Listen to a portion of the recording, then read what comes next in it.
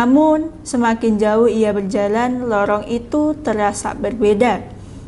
Dingin semakin sempit, udara menjadi lebih dingin, dan suara langkah kaki lain mulai terdengar. Selamat datang di Malam Tanpa Suara. Di saat malam larut ketika dunia terlelap dalam sunyi, ada suara yang berbisik dari kegelapan. Disinilah kisah-kisah mistis, kutukan, dan rahasia gaib yang akan menemani langkahmu di dalam kegelapan.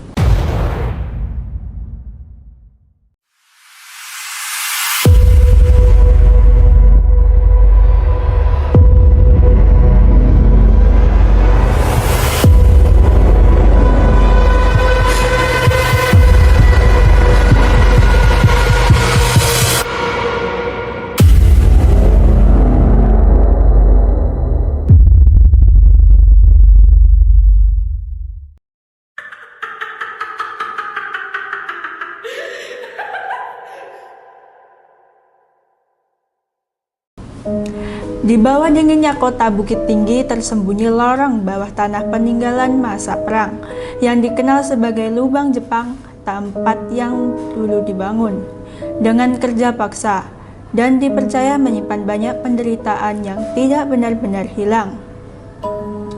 Lorong-lorong di bawah tanah itu terasa dingin, bahkan di siang hari, dinding lembab, udara terasa berat.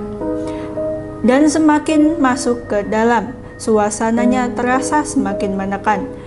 Warga sekitar percaya ada satu lorong tua di lubang Jepang yang tidak pernah benar-benar tertutup. Lorong itu jarang dilewati, gelap, sempit, dan konon katanya menjadi tempat paling angker di seluruh area tersebut. Menurut cerita lama, banyak pekerja Rumosa yang meninggal di dalam terowongan itu saat proses pengalian berlangsung. Beberapa penjaga tempat wisata pernah mengaku mendengar suara aneh dari lorong tersebut saat malam hari. Kadang terdengar suara ketukan di balik dinding batu. Kadang terdengar suara orang berjalan, padahal lorong tersebut sedang kosong. Dan yang paling sering terdengar adalah suara rintihan panjang seperti seseorang meminta tolong dari kegelapan. Namun setiap sumber suara dicari tidak pernah ada siapapun di sana. Suatu malam, seorang penjaga memutus memeriksa lorong tua tersebut setelah mendengar suara langkah kaki yang berulang kali. Awalnya semuanya terlihat biasa, hanya lorong sempit dengan udara dingin dan bau tanah basah.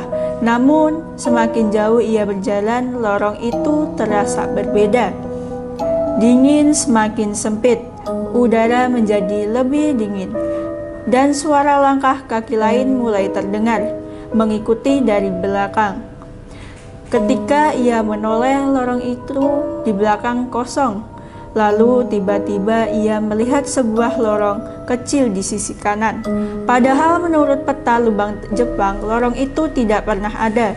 Dari dalam lorong gelap tersebut terdengar suara rintihan pelan.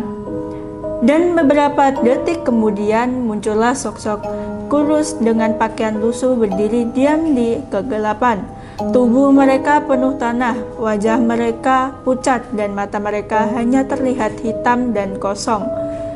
Keesokan harinya, penjaga tersebut ditemukan pingsan di dekat pintu keluar lubang Jepang. Tubuhnya menggigil hebat, dan sejak malam itu ia menolak masuk kembali ke lorong bawah tanah tersebut. Hingga sekarang lorong tua di dalam lubang Jepang masih menjadi misteri, tidak pernah dipecahkan.